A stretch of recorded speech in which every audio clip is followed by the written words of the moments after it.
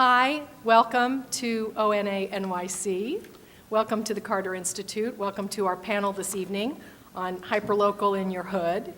I want to introduce our panelists and then tell you a little bit about the format. It's a little anti-panel. We thought that would be a good idea because we have such a wonderful large group to make it as informal a conversation as it can be.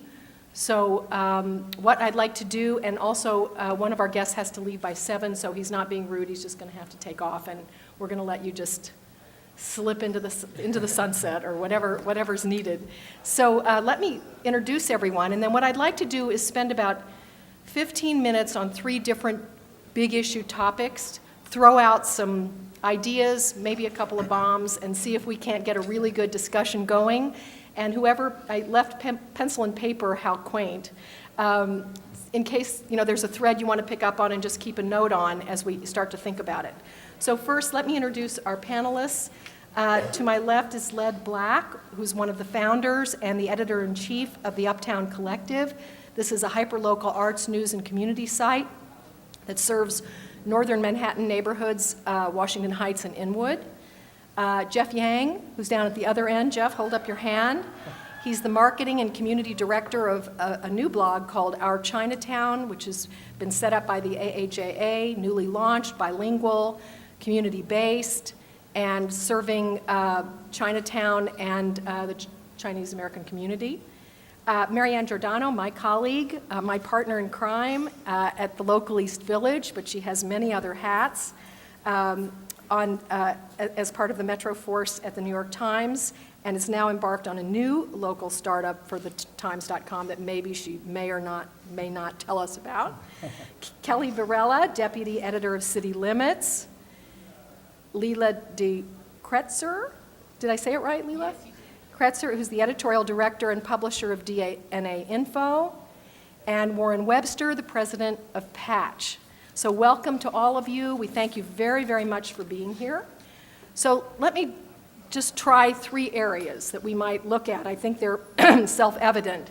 One is community, another is sustainability, and a third I'm calling the emerging ethos of this world. So on the question of community, I thought it might be fun to explore substance, form, measures and metrics, lessons we've learned, things of that nature.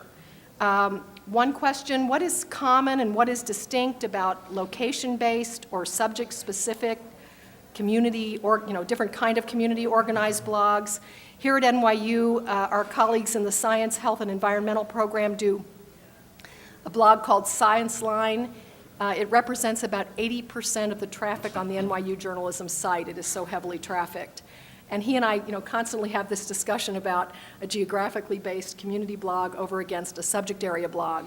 And, what's the right way to go? I think maybe both in some ways, but that's something we can talk about. What metrics are you using to measure engagement, to measure growth, to measure interest and viability? Which ones do you think are a little dubious? I think the jury's out on comments. That's something I'd like to talk about. Talk about also the question of the physical and the virtual, online and offline community development. How do those work hand in hand? Which do you weight more? Which makes sense to weight more? Can one operate without the other? It's another question. More generally, what's working? What doesn't work? What did you think was true that you've learned is so not true? How do you manage all of this with a skeletal staff, which I think is probably everybody's issue, certainly ours? How do we reach those people who are not glued to computers or smartphones all day long, but people on the periphery, people whose lives revolve around a cell phone? Here at NYU, you walk into a classroom, every student is opening up his Mac, probably doing his email while you're talking, but whatever. I recently gave a speech at Baruch College where there was not one computer in a room of 40 to 60 students. They had been assigned to ask me questions, and everybody read them off a cell phone. I mean, it was to me like another dynamic, and I just thought, gosh, another way to think about the world. How do we encourage that participation? And also, how do we encourage meaningful and civil discourse? And I emphasize both meaningful and civil. What are the strategies for that? Under sustainability, how are you measuring the quality of what you are putting forth every day or every week or every other day? How important is originality over aggregation, a subject I have some strong feelings about that I might just throw out. What are the signs you're seeing that you're going to make it? Where are the looming clouds? And what is it going to take to dissipate them? And then on the question of emerging ethos. So we're going to do like 15 minutes on each of these, but I wanted to give you a little time to think about them. If it fell to us today to start writing the ethics guide, what are some of the things that we would highlight? Where are our concerns at the moment? And those are the kinds of things I'd like to talk about. So let's start with community. Anything in what I said generate an idea or a thought from any of our panelists? Someone like to start? It would help if someone just jumped right in. Well, it's funny. I was speaking to Jeff before the panel, and it's funny because he does Chinatown, and I do Washington Heights. But there's so many similarities in that we serve underserved communities, and so even though we are opposite ends of the island, we do have a common focus, and just to get those stories that you don't hear, that sometimes the big news organizations might miss because they're not in there, or they don't have boots on the ground. So I think those are the similarities that are apparent between just having a conversation for 5 minutes. Yeah, I mean, actually, just to concur, I think that one of the emerging spaces that both of our institutions are sort of sitting in is this place where instead of seeing hyperlocal blogs as competition to traditional media, as essentially a way to kind of go deeper and smaller than the existing newspapers and mainstream entities that are covering the particular community. In a lot of ways, we're stepping into a space where there is no real media coverage, where there's a vacuum, so to speak. So instead of just sort of going in and doing the basic kind of work of beat walking the community, for instance, police blotter type stuff, real estate talk, PTA type things, we actually have to cover, try to find and cover news. We're actually out there telling stories that if there were, in fact, investment and still resources for traditional newspapers to have that kind of neighborhood beat reporting, they would be doing. I think what we found at DNA Info is that you're able to create a community with great content. We cover the entire island, and some of our neighbourhoods are traditionally seen as underserved. Some of our neighbourhoods are seen as completely overserved, and certainly the city has always had a idea of it having too much media, right? You're in a place where there's more newspapers and television stations than anywhere else in the world. But what we found is, the internet is an amazing thing. You can create community very easily because it can find you when you have great content. So we've been able to cover Greenwich Village and have great content that Greenwich Village residents couldn't get somewhere else, and they came to us. We've been able to cover Harlem, and Harlem residents find the content and they find us. And so, it's wonderful. It's not like the old days where you had to get a printing press out, go and market yourself on the streets, find a brand, make sure people knew you. You had to go, I'm going to be the people to cover. If you have great content, the way the world works, they find you very easily. Search is meant for that. Links, all these sites that pick you up. It's so much easier to find that community and for that community to find you than ever before. And you raised a question of comments and the role that they play in our thinking about engaging community. I do believe that comments are important, and I certainly enjoy consuming them and sometimes writing them. But we've noticed that it seems like our community is much more active in the social media space. So actually on Twitter and actually on Facebook. There's a lot more communication going on there than there is actually with our comments. And in terms of things that we've done. Does that translate back to the blog? Definitely in terms of traffic. Yeah, definitely in terms of traffic, which is good. And also in terms of things that we've done to bring in community, I think one thing that's been key has been our efforts to bring in people who are community leaders to have them write for us. And so we have a space in which we kind of generate, like we have moderated conversations on the site. We call it City Conversations. And those people have, a tremendous following often, and they will bring major spikes in traffic on our site. I was just looking at a piece, someone we posted earlier this week or last week, and the person, had, 30,000 views of that page. I mean, it was, because that person had a huge community or group. And so it's just fun to see different people from different groups of the city coming together to talk on the site, so. Great. Metrics, maybe we'll ask that question. What are you using for metrics? How are you tracking yourselves? Well, I mean, we use visits. I mean, it's the most important for us. It's how many people are coming. Talk into the mic, please. Sorry. Okay. We use visits. It's the most important number we have. It's much more important to us than page views, which obviously, if we're making money, are also important. But visits has been number one for growing our audience. We're at 1.2 million the last 2 months. We care about the number of pages that people have looked at per visit. So at the moment, I think, I looked today before I left, we were at 7 pages per visit. So that's a highly engaged audience. We care about how long people are spending on the site. 2 minutes for a new site is very good. It's a nice engagement there. These are the things that we're looking at when we measure our traffic. What is the traffic doing?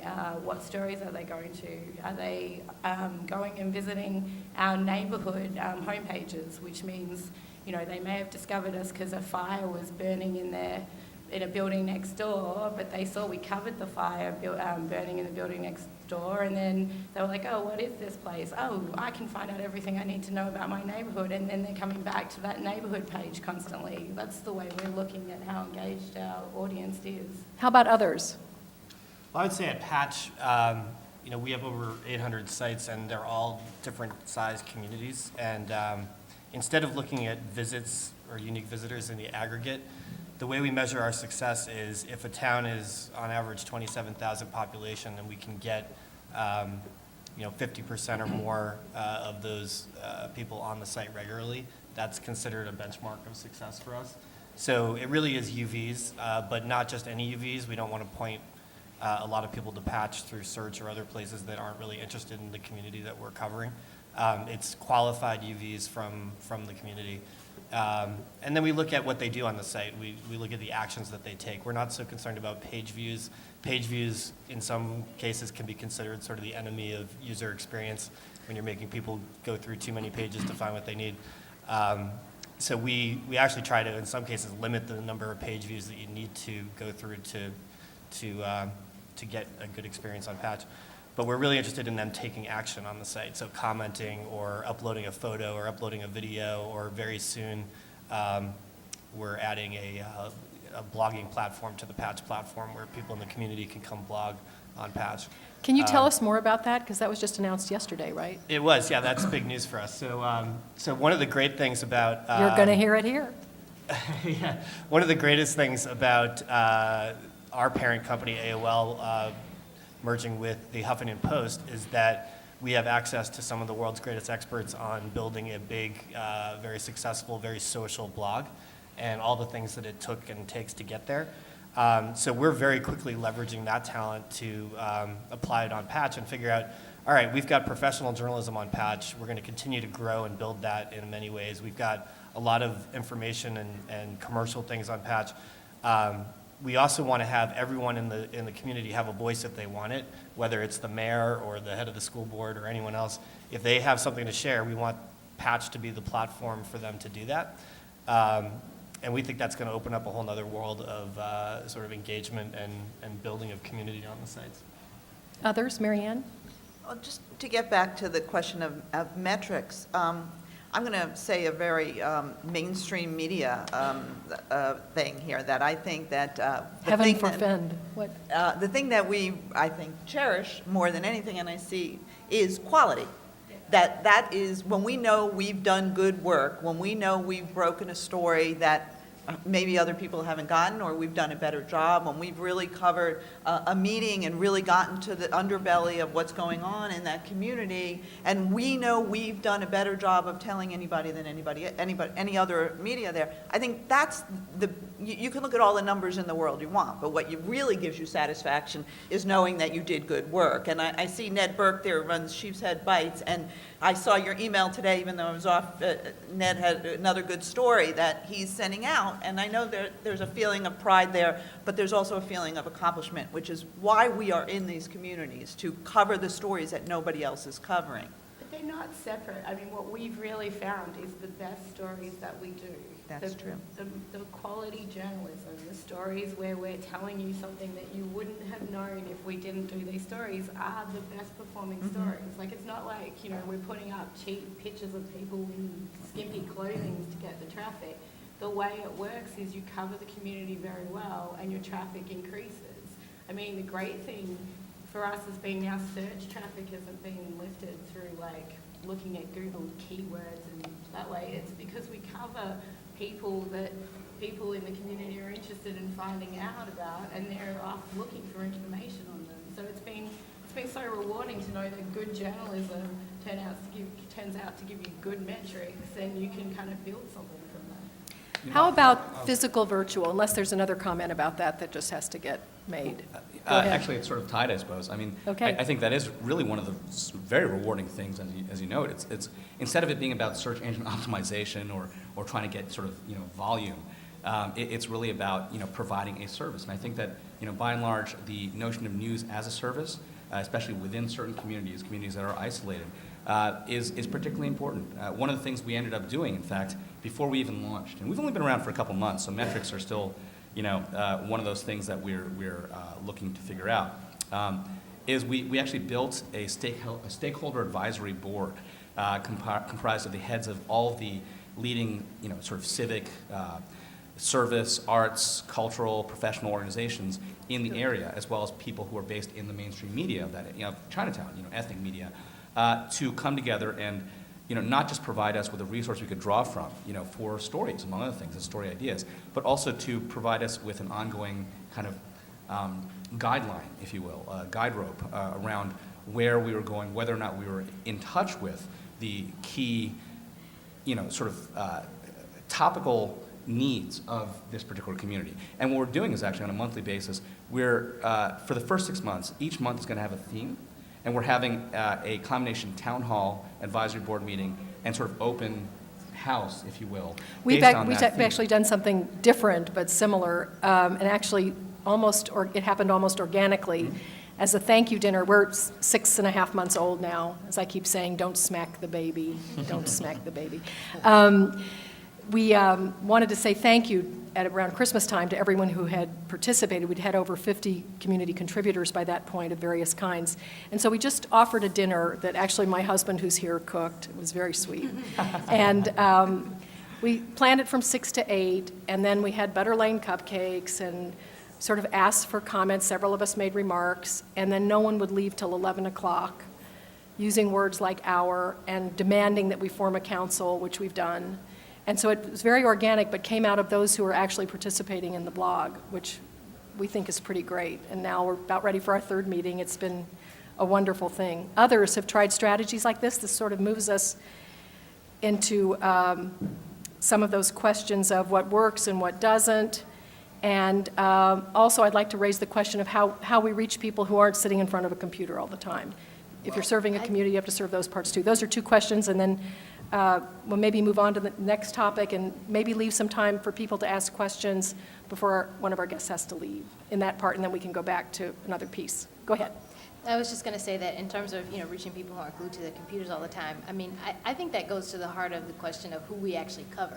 Because there's so many times, we as journalists can kind of get caught into the trap of covering people who are just like us, middle-class professionals or, people who do the advocacy work or whatever. And I mean, it's just really important to break out of that and find other people to talk to and write about. So how are you doing it? That engages people. Yeah. Just consciously making an effort, just knowing that that's what we're going after, and openly discussing that and the need for And you that. think that brings those people to the site? Definitely. Yeah, I mean, we just had I won't go into that, but that's on another subject. Others? Yeah, yeah, Kelly, I agree. I mean, I don't think there's anything that I worry about more about these sites than the idea that we're just reaching people that we would reach with the New York Times. And that's really not our goal here. Our goal is to cover the community and cover it in full. And it's a real challenge. And I wish I could give you some answers, but I don't have them. But I throw it out to all of you who are out in the new media world. And we really need to solve this problem. How do we get quality information to corners of the community that are not online as much as we are in our offices and hunting around? It's a real problem. And more importantly, these are people that are really, the whole community building piece of Hyperlocal is just so wonderful in every way.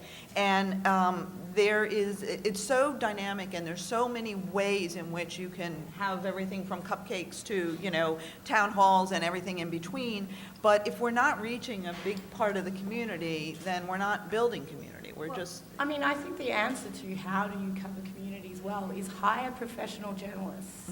Journalists are trained to do this properly. They're trained to cover voices that are not the same as their own. They're trained to care about stories that were not the one they grew up with.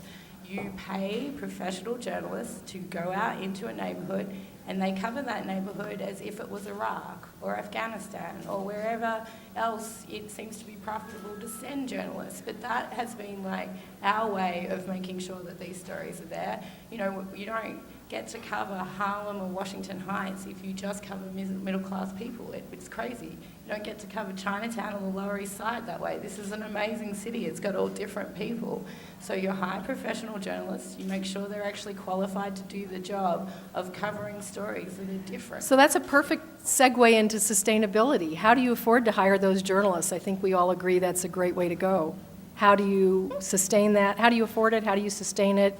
How are you making that happen? Because they're creating traffic to your site that creates inventory for you to sell for advertising. It's actually a doable model. It's a business. You can, just like newspapers, you sold the advertising on the side of the newspaper by having quality journalism. Enough people bought it, they were able to advertise. So traditional model, basically. Traditional newspaper model. But, Other ideas? I think there's room, for example, I'm not a professional journalist. I'm just a person that consumes tons of information, and I used to tell people all the time, now I have a different outlet. So I don't think it has to be professional journalists. And I think one of the ways we reach our audience is by having events in the neighborhood. So if there's a new wine room, we're going to have a wine tasting. And for example, what I do, I write a column in the local newspaper. So it's a weekly recap of the content prior week. We also have like an online radio show every other Thursday. And we also do events like, for example, when there was a local election, we'll do a politicking with the people. So we'll bring the politician. We'll sit him in one of our venues or uptown, and we bring him and we have a conversation. So I don't think it always has to be professional journalism. Well, Because I think it could be sometimes a very insular world where it's all, this group. I agree. And when I grew up in Washington Heights, and I grew up when it was a neighborhood, there was an open-air drug market. And now there's a renaissance taking place. That's right. And I gave it the name Uptown Renaissance because it's happening. I want to cover it, but I also want to shape that trajectory as well. So I don't think it has to be professional journalism. Well, I think the problem is professional journalists got a bad name by not caring about their communities. I mean, covering events, knowing what's going on in the community, all the things that you've just said were traditionally part of local newspapers. Like, remember where you grew up, you had a local newspaper that told you what was going on around you. It was events, it was features, it was recipes, it was discussion with local politicians. I mean, most of us had these newspapers. It's the same. It only, unfortunately, journalists stopped doing this for a while. And people like you. You'll never hear me argue against hiring professional journalists, okay? I won't argue about that. But I think that when I talked about the fact that Hyperlocal offers opportunity for community, journalists need to do more than just cover stories. I think all of these sites need journalistic ethics, and they need a journalist kind of pushing it forward and making sense and sorting through it. But I think that journalists are, it's changing now under Brooke and under the new journalism curriculums. Education, yeah. But and under groups like this, but I do think journalists are just not embracing community as much as they should be. And I do think that this is what we need to be doing is, we need at the New York Times to be linking to his site as much as possible and your site as much as possible and bringing all these other voices in. And so I just think you can't do the job the same way we've done it. And journalists have to realize that they're part of a larger community more than just going to meetings. It has to be beyond that. One of the things which I think, and I'm sure Led actually would agree with this, is apparent as we've been kind of working out how we're doing what we're doing, is that to a certain extent, the very first hyper-local media was, in fact, ethnic community publications. And when you actually think of neighborhoods like the Lower East Side, for instance, who was covering them with the kind of intimacy, the kind of engagement that existed before, that whole sort of knowing everybody's name. Oh, so on and so forth, passed away last night, not because of somebody submitting an obituary, but because she's my sister-in-law's cousin's hairdresser or something. That was already there. So, one of the things that we are finding is, instead of actually, and when we talk about professional journalists, this is, I think, a bit of a beef that ethnic media has. People think of, professional journalism as something that you need, sheepskin and a particular, amount of student debt to actually be able to declare ownership of. There are, and there have been, working media entities that have done a terrific job of covering their communities in these communities for a very long period of time. What is actually interesting from our perspective is that they're covering it in a language which actually both provides a particular service to the community, but also distances them from the so-called mainstream. So one of the things we've actually been doing is providing them with essentially free syndication of our content, which is in English, so that they can actually translate it into their language and rerun it, which they do already. Our article, in fact, in the New York Times, was translated by the Singtown Daily, word for word, and then run as a news story. It's a dirty secret, but it happens all the time. And so by providing them with essentially additional community-based reporting that they can't necessarily afford to do, the beat walking, the actually being in the place, talking to people, covering stuff as it happens, aggregating stuff for that matter, we provide them with free access to news that they otherwise don't have the resources to cover, while at the same time building a bridge back to, I think, a critical piece of professional journalism, but one that's often kind of underlauded. I want to talk about the originality aggregation thing, because this is like a huge pet peeve of mine, and I probably am standing alone, so you can throw spitballs at me if you want. I really understand on a given site the value of the kind of aggregation that is basically a wholesaling of the work of someone else in all of its essence and all of basically its entirety, with a gratuitous link at the bottom, which forces the reader to go to the other site and say, what am I doing here? I already read this. I really hate this. But it doesn't happen. Excuse me. I think that, just so I can finish my thought, I really do love the value of saying, here's something great happening over there with a very small link. But I see that very, very much it creeps into the doing, and we've certainly been experienced it often enough. Basically, 3 or 4 paragraphs is often the essence of a 600-word story or a 500-word post. What do people think about that? I mean, am I alone here? I think you're alone. I'm You sorry. might be alone. You might be alone on Yeah, that one. because, Okay. because at the end of the day, right, for example, there was a great story the New York Times did this week about Manny Ramirez. Manny Ramirez is a hometown hero, right? Okay. So the pictures were great. Sarah Ryman, who wrote the story, knew Manny Ramirez when he was a kid. So that's a story that my audience wants to know. Okay. So if I put the first paragraph and a link back to you guys, I think, to the New York Times, it's great for everybody, I think, because the author of the story, the photographer gets the credit, and my audience gets to read the story, because they might not go to your site or the New York Times or the Wall Street Journal to see it. So they get to see the story, and everyone, I think it's a win-win, because you go to the New York Times, the advertisers are there. I mean, so I don't think it's a bad thing. I think it's a good thing, and it's one of those reasons you want to come to a site like Uptown Collective, because if it's about Uptown, you're going to see it on our site, whether it's original content from us or someone else. So. Without any reference to what went into the New York Times having to create that piece. Well, I think it's, We're happy. Yeah, I think it's better because Okay. at the end of the day, like something like, for example, where someone will say, this person wrote a story. I like to put the original, like, first paragraph with the picture, with the photo credit, and like she said, like DNA info, all the time, like, because Carla Zanoni covers our neighborhood. She tells me all the time, I'm so happy you reposted We it. love it. I They mean, love we it. want Daily the News, traffic. same thing, so. I mean, this is the real sense of community. I mean, it's a very old school idea to say, I'm going to print my story in my newspaper, and and nobody else is allowed to have it. I mean, the joke was is every newspaper would write everyone else's stories and not give them credit. I mean, anyone ever worked at a tabloid here, or the Daily News breaks something the New York Post would not say they got it from the Daily News, but they're basically rewriting. I mean, newspapers have always done this. Yeah. Now Right, you exactly. tell someone, hey, I got this from here. This is the crux of it. Go and have a look. I mean, it's an honest world. Which is I always amazing. find it wastes my time to go have a look, because I already read it. That's Well, the I mean, experience I have. Again, Anyway. it depends what you're looking at. I'm just and, saying, just you know, saying. if you look at actually, and we actually stole a page for what it's worth from New York One. You know how they actually read the headlines and sort of comment on it. That is the essence of kind of aggregative blogging. But so we do our most highly viewed and read and consistently read piece of our site right now, I have to admit, is something called the Daily Five, which is the 5 top stories from each of the major Chinese language publications, of which there are 4 in Chinatown. But you're translated in translating. English. That's a value. You're adding value. That's a little different. I would Yeah, say well, that was we're entirely still different. ultimately, and we're encapsulating it. And we're still, writing on somebody else's coverage. We're still sending a link. But frankly, I mean, yes, we are essentially riding on the backs of somebody else's work. At the same time, we have a relationship with them where we're giving them our work as well. And I think that's really the key here. I mean, as long as there's two-way street, Yeah. there's value. Yeah, I would agree with that. I think, we love it when people pick up our stories.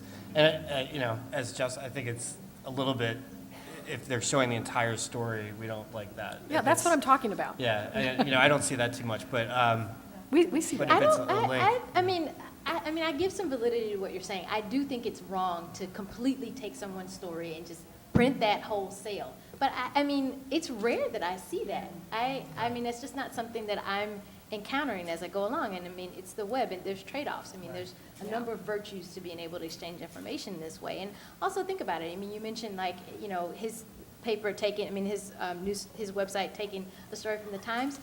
They have a paywall. They're good. 24 times. If it's a major issue for you, I think you need to tailor your business model in order to handle that. And there's a reason our paywall is built, so that any links into, you're not charged for it. Because we want you to come through Exactly. aggregation and through Facebook and Twitter. And- We want you there. And synthesis is an added value sometimes. If for the Uptown Collective, we tend to write longer stories than you guys do. But when you're telling your readers very quickly something that Carla wanted to show in a larger way, you tell them the quick nut graph of it, and they're interested, they'll read the whole story, which we've always Well, I wasn't talking about the nut graph thing. I was talking about the wholesaling, But which you know is what a it is? different subject. It's a paradigm shift taking place, right? So content has to be viewed differently. It's about how it resonates. So if it just hits a wider audience, that's better for everyone involved, for all the news organizations, for the writers, for the photographers. And I don't think you can look at content like it's mine anymore. It belongs to everyone. And if you don't do it, someone else is going to do it anyway. So I think it has to be that way. Well, we're in so- a different world. You can't look at things the way you looked at them before. So, but as Lita says, and as others say, you have to pay people to do it. And then that really is the bottom question there, like that can work very being able well. to do that. The joy here is this is the best thing in the world. Original content is winning. This is not what people thought a year ago, 2 years ago. Everyone was talking about aggregators being the ones that were going to make all the money. But now what people are seeing is original content has a lot of value. The Times is showing they can put a paywall up. The rest of us see that the stories that get picked up and sent around are original. Original content has an amazing value here, which is the good news. Can we go back to your question about managing a skeletal staff? Yeah, there was. There was, how do you manage, what works, what doesn't, and how do you manage both with a skeletal staff, which, finally, I think okay. everybody kind of more or less has. Would we Yeah. say? Yes. Basically, it would be great if we could just go out and hire all the professional journalists that we want to hire and have people working on stuff, like Roman slaves or something, but that's not actually possible for us. And so we have a different model. We have contributors who work with us and, people that we have regularly established relationships with. We have a lot, however, we also have a lot of journalism students and people who are trying to break into journalism who like to work with us. It's one of mine. One of mine is there, absolutely. And I find that to be really very rewarding for me and really rewarding. I hope that they find it rewarding as well. So, So augmenting staff with community members, volunteers, But even then- trainees, et cetera. Even then, though, and I think this is one of the two big problems here. Managing all those people is difficult. You know, when we started the first two locals, which are, experimental for the New York Times, we had one New York Times reporter assigned to each, both very experienced reporters. They could churn it out with the best of them. We worked 24/7, it was just our little team, the three of us. And, I edited a lot of community content, I edited all their posts, just getting them up. It's a real challenge, and I think that's one of the, that's why it is so noble to be doing what you're doing, because it takes a lot of work to keep these sites going. And that's why so many hyperlocal efforts, people start out gung-ho, they're all ready to go, and it's not even the money issue that kills some of these sites or make them go dormant. It's burnout. It's just exhaustion. And then, there's a loneliness factor to it, too. I hear this all the time because I'm teaching some online courses for the Times in this area, and I get journalists from all around the world, and they're just so happy to find each other and talk to them and share information. They're looking for guidance. They're looking to help solve ethical dilemmas. They're even worse on the local level than you'll find, when you cover the Pentagon. It's even worse, harder to make these decisions about what to cover, what not to cover, how to frame things. And I think this is a real problem that doesn't get addressed often enough. People are out there, they're isolated, and they need we support. deal with that a lot at Patch too. We have a lot of recent graduates from journalism school who are used to being in the city with a lot of other journalism students, and we hire them to go work back in their hometown or in another town. And days go by where they might not see one of their colleagues. They talk to them on the phone several days, every day. They're constantly on chat and everything else, but it's not the same as being in a newsroom where you can turn around to the person next to you and ask a question about a story. So that's a great segue to another thing we raised, where there are great signs of excitement and robust opportunity and possibility, which we're all very engaged with, but yet there's also these looming clouds, exhaustion, isolation. What other kind of looming clouds are there? What are other dragons that have to be slayed? Well, actually, I think some of the previous topics go to what we're trying to do to solve that problem a little bit. So we know that if we're in a community, the old way of thinking about it is the journalists go into the community and cover that community. I really liked what Led said. We need to be the community, not just cover the community. Right. There's an old-fashioned way of thinking about it as the journalism elite go out and present you with this finely crafted stuff, and you absorb it. And nowadays, maybe you can comment on it. We're reserving part of our site for that, and there are certain things that deserve to be covered by a professional, someone who's trained and experienced. But there's so much more in a community that can be on the site, and what our challenge is how do we get that on the site? How is the site really a platform to reflect the physical community in a virtual way? So the way that we're approaching it now is partly aggregation. There's no sense in our professional journalists covering something that's already being covered by one of our friends at a neighboring blog, a big media company. We always want to give every possible credit and link. We don't print, we don't publish full paragraphs. You don't do the wholesale thing. We don't do the wholesale thing. So we do that. This idea of opening up the Huffington Post style blogging platform on Patch is another way that we do it. So a whole lot more voices on Patch. So our local editors then really do have a team, and the team is the community. It's people that are, they might not all be professionally trained journalists, but they don't have to be. And then there are professionally trained journalists that can help them too. So where are the clouds? Well, the clouds Other gotta clouds? be, who's doing this to make money? I mean, we're all in the media industry. You're investing money in it. The Patch isn't just doing this for free. It costs money to do. You've got to have a good sales operation that is going to sell advertising. And, online media sales has not been a particularly happy industry. It's not something that people have had a lot of confidence in the media. I mean, the great news is there seems to be something to the idea of local advertisers, right? All of us here believe in the idea of community. We all do. And part of that community are businesses who serve the community. And so there really is, like, that is the dream right now. Get those advertisers onto your site, have them pay for those journalists to do their work, have them pay for that technology to be there so that the community can upload its view of its community. That's the part now that has to be solved. So does everybody have advertising staffs working on this? Yes, one of mine is just there if anyone wants to buy some advertising. Good for you. You know, we find it interesting that if you think about these sites as the 10 most important things that you need to know every day to live a better, more informed life in your community, That's nice. five, I like that. five of those things might be news stories, 2 might be events or deadlines, you know, the fact that you have to go sign up for the beach pass today. But at least 2 can be that the restaurant that you might not go to tonight, but you will now because you see that they're offering half off the second entree, you know, all that kind of thing. If we can harness that, or get away from the just put a banner on my site because everyone in town already knows who you are, you don't really need to have the logo up on the site. We get more towards here is some useful information about the commercial activity that goes on in your town. We're going to charge you a minimal amount for it, but it's going to get people, you know, in your community into your store. I think that's how these sites become sustainable. You know, I actually would agree, and it speaks to both the storm clouds and the opportunities. I think the storm clouds are, in fact, that the traditional models of, you know, again, page views, unique visitors even for that matter, don't necessarily work with hyperlocal. You don't necessarily want unique visitors. You want the same people coming back. You want them coming back day that's after day after day. And the fact is that's not easily measurable or even monetizable through a sheer advertising model. I actually think that to a certain extent Groupon, you know, and the whole sort of larger notion of finding mechanisms to provide direct commerce is far more interesting than the advertising model, even at a local basis.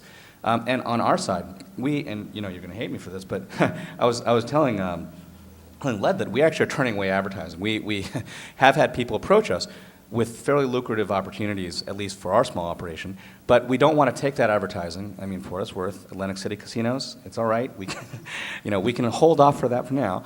But you know, the fact is, we think that there might be a better and more interesting model that works with our goal to be a service for the community, you know, as opposed to presenting what ultimately is an annoyance to the community.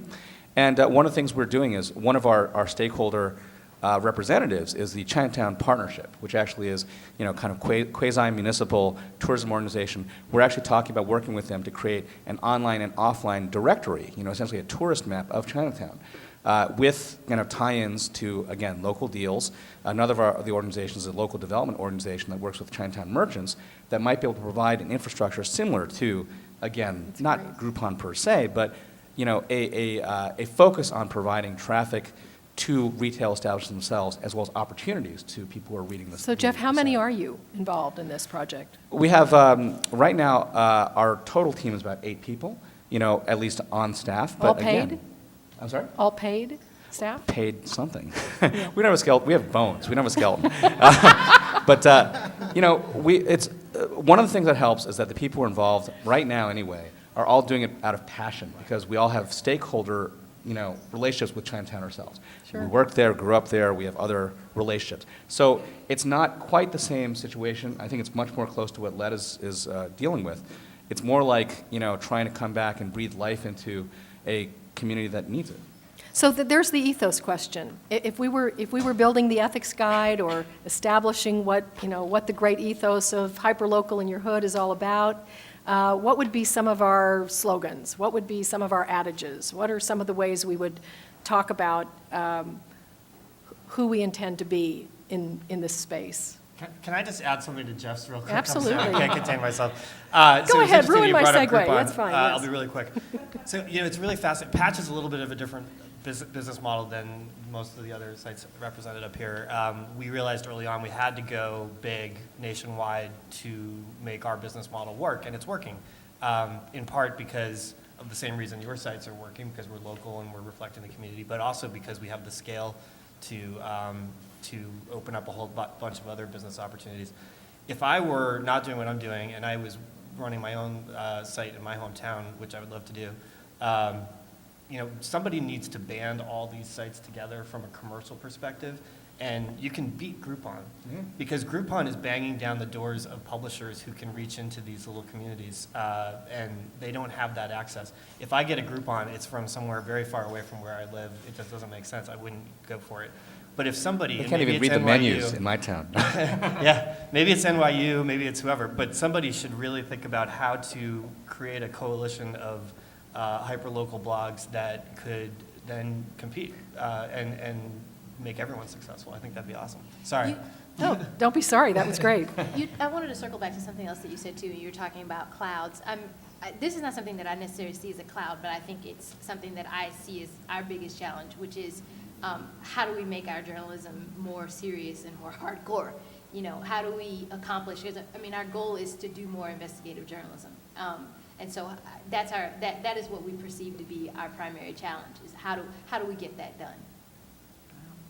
I Others. think you do pretty. I think you do great too. journalism, We're so big fans of city limits. We want more money to do that. I mean, we're 501c3, so, you know, that's a challenge. Groupon, there you go. I think the thing that we've tried to do is to take the best of traditional media values, best of traditional media ethics, good reporting, stand up for what you believe in that reporting, do it thoroughly, be accurate, along with a whole bunch of new things that, like, you know, are really important. Like, tell people where you got the story from. Don't, like, hide where it came from. Don't oversell what the story might be. Be open to different ways of telling the story. You know, all of our reporters tweet as much as they write stories, and they have, like, a whole conversation and have a whole role as journalists on Twitter. They've created a community that way. So it's quite an amazing thing. Like, ethics may have gotten better this way. You may have younger reporters. I mean, I'm amazed by it. We've hired these reporters. One of them, you mentioned Carla Zanoni. She wasn't a trained journalist. She came from being a blogger uptown, and she's incredible. She's got amazing ethics. She's learned the A, B, and C's of reporting a story and how, and, you know, news formats are not exactly complex. You can teach them. They learn them. You can be this. It's wonderful, and it's amazing how much these reporters do. I have reporters file 4 stories a day, go to every event that night in their neighborhood, tweet 100 times, get on Facebook, go and talk at a local community event, push something out. Like, I mean, it's wonderful. It's just a wonderful thing. It's such a positive thing. I feel like ethics have gotten so much better because we have these reporters who've learned so much from local bloggers. I totally agree with you. I think that this is the things that we're learning in Hyperlocal, the things that, the community building, the transparency issues, the grappling on the ground level with ethics issues, having people correct the copy because they live in the community and you make that correction right away. All of these things are going to make journalism better and stronger. I firmly believe that. And so do my bosses, so much so that I do training in the newsroom about these kinds of things and tell reporters how they should open the door a little bit more and let people in and build community. This is sort of what I was hinting at before. So I really think that we, because of the technology and because of these kinds of efforts, we're learning so many new things as journalists that we're going to be better, and hopefully people will trust us more. We'll get back to a place in society where there's strong trust in journalists, and I'm very hopeful about it. So it's not a cloud, it's an opportunity. You know, everything you're saying, if you actually replace journalists with policemen, would be essentially, you know, the recipe for reform, right? For, you know, for a municipal police force. You have to have people in the streets, walking beats, engage with people. You know, we're so infatuated with objectivity as the standard for ethics, we forget that transparency and engagement is actually in many ways more, you know, I wouldn't say preferable, maybe preferable, but certainly when you're talking about reporting on a neighborhood, on a community where the direct impact of what you do, I mean, people will call you on your shit. And that is actually a value, not a negative. Right, and True. Absolutely agree. I think I agree, too. authenticity is very important too when you do hyperlocal. And it's funny, we did a story last year. Like I said, the neighborhood is predominantly Dominican, Latin, you know, and we tend to be machista and kind of homophobia is something's ingrained in the culture. And they had the first gay club open up in Inwood. And one of our contributors, who's a straight Dominican young man, went to the club and wrote about it. And it was honest, it was candid, and it was awesome because everyone on the comments, everyone put in their comments, gay folks, their straight folks, and we had a conversation as a community. And we moved, we kind of, I think we pushed the issue along, and everyone came away with something from that. And I think that's what you need to have. You need to have boots on the ground, you need to be in there, built into the fabric of the neighborhood. So that's very important for us. That's beautiful. Good, very nice. That's Others? One of the things we did at Patch was that when we did it, our advisors, all longtime esteemed journalism people, were shocked and said we were crazy. But we required authenticity was really important to us. Being a scaled company, a big nationwide company, being able to do what Led and others do, being authentically from that place was really important to us. So we asked each of our local editors to do something called the Fess Up, where we asked them a series of questions that basically puts it all out on the table. This is where I'm from. If I'm from here, great. If I'm not, I'm telling you about it. These are, if I have any strong political affiliations, this is what they are. The journalism, people told us that journalists should be above that, and you're a journalist, and that shouldn't come through. It shouldn't be an issue. We felt that it was great, and especially in a small town, that if anyone wanted to argue with them and say, well, you're just this, we're putting it all out there. We're being completely transparent. We're not afraid of what our local editors are or where they came from, and it's really been working nicely. That's great.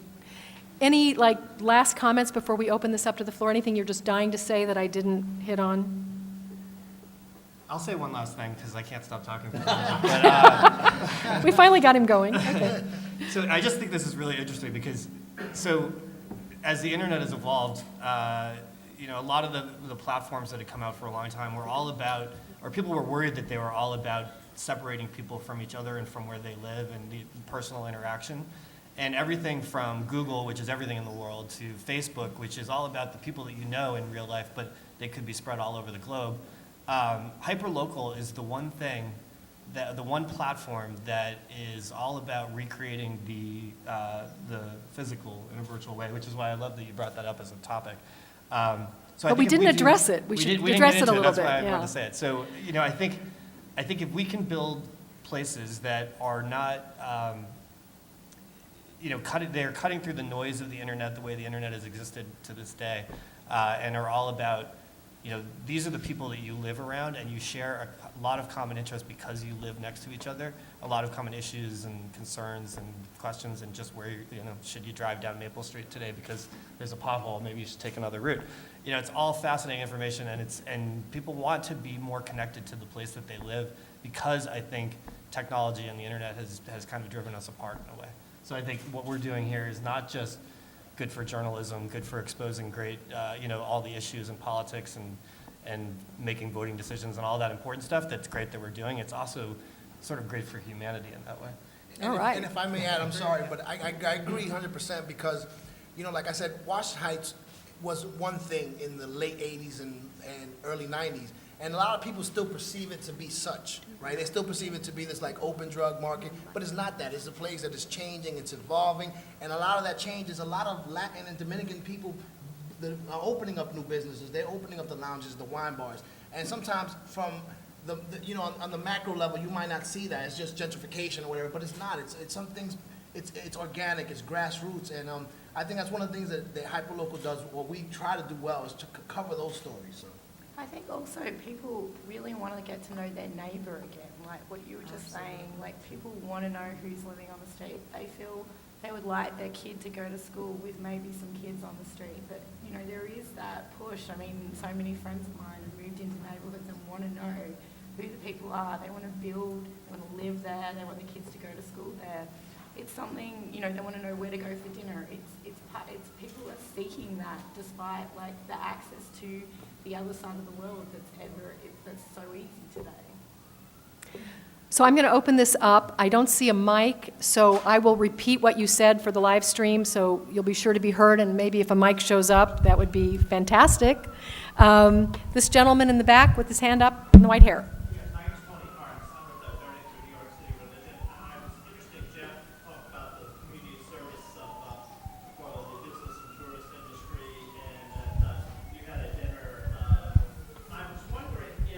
Just 1 second, please. We want to get you on. Oh, we got Thank one. you. Okay, Thanks. thank you. I'm wondering if you have any experience of trying to raise funds or to help people who are particularly in need in your community. Times as immediate cases, you've tried to help these businessmen, but I'm wondering if you have any experience and what kind of impact did that make on you as a media organization? Well, I mean, because many of our stakeholders are service organizations, that's actually a big part of our mandate, or the mandate they've communicated to us. And we have been actually, while not, so to speak, directing funding per se, we're profiling the organizations. We have profiled the organizations and are putting them in kind of a directory of services available. This also is part of this, larger evolving opportunity that we're doing to essentially create a living guidebook of Chinatown. But we're also, we have an events page, obviously, and one of the key things we do is highlight events that are not just good to attend, but that are good. I mean, there's a Clean Up Chinatown event, actually, that's happening this weekend that we are not sponsors of, but we are kind of supporting the people who are. And so there's a lot of, there are a lot of opportunities if you're part of a neighborhood and engage with it to, I think, provide direction and support to the institutions that are delivering that kind of assistance without necessarily being the intercessory for that. And yet, at the same time, I think, there's unquestionably, especially when you're talking about live events, opportunities to play a more, active role in that sense as well. I'd like to say that I think that we need to educate institutions and organizations that they could participate a little more with these hyperlocal sites, that we'd love to hear more about what's going on, what are the community organizations doing, what are their needs. Our readers really do want community. They want to know what's going on around them. And we find that, there's a reluctance. You're opening your site to bloggers, and that's great, but we find it's often hard to get some of the important neighborhood institutions, hospitals,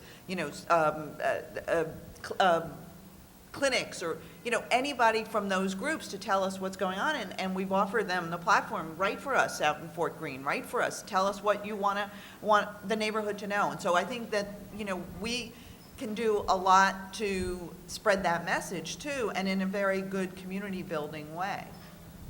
Yes, this lady in the t-shirt. Yes. Yeah, hi, Linda Perry Barr. A lot of you know me from Twitter. Anyway, so you're right, you're absolutely right, because NYU Hospital, for example, has its own radio station.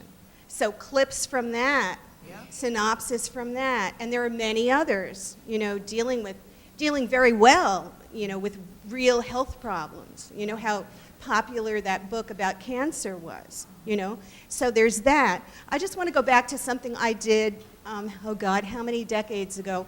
I was teaching at Empire State College. I was teaching electrical apprentices. And they were in a community, on like 20th something on the west side. And the community was freaked out that these, gorgeous young men would be going to school. I was teaching principles of writing and then taught them some journalism. But anyway, the community was freaked out. And so I decided in teaching principles of writing, what I'd do is start a newsletter. So I did that, and they got to know the apprentices and how nice these gentlemen were. And we spread it into the community and actually changed the relationship between the apprentices and the community. So that's like hyperlocal way back when, And I think that it can continue as the internet and everything else has evolved. I also want to say that you might know Jeff Jarvis, and he had a recent post, and his post was that you should write and do online what you know, and you should link the rest. And that's like great advice, because you can't know everything. There are certain things you do know about, but then, why not, as I believe Info said, or one of you said, why not do that?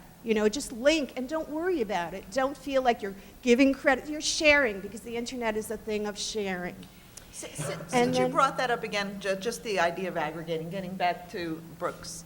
Pet peeve. I think what's often lacking, though, and I believe in aggregate, I believe everything you guys said here, but if you have a hyperlocal site, add value to whatever you're linking to. That's right. Give readers something, like, for instance, in the case of the Manny Ramirez, I mean, maybe your readers would read the article in the Times, maybe they didn't, but they wouldn't know about Sarah's long relationship with that team, and that, so you're adding value to that link, and it's providing your community with information. So, I'm sorry to interrupt you, No, but I think absolutely that's perfect. an important thing for journalists to understand. The other thing I want to just cut two more things. One is that the New York Times recently, I'd criticized them for not presenting their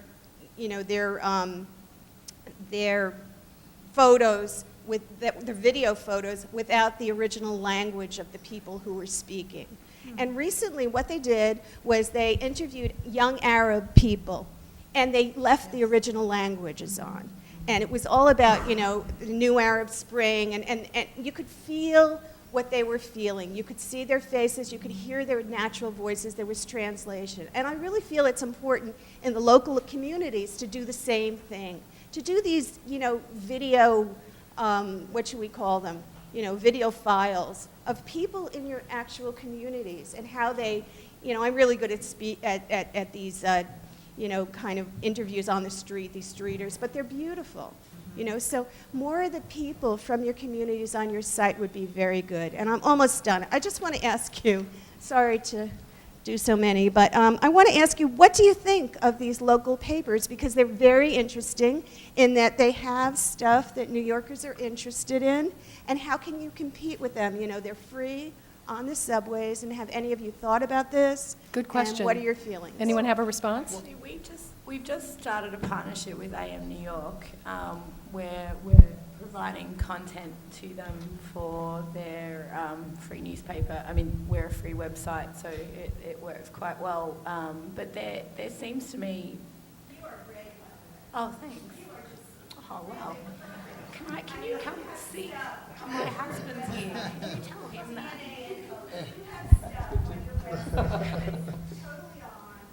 it's on target, it's current, and it's very interesting.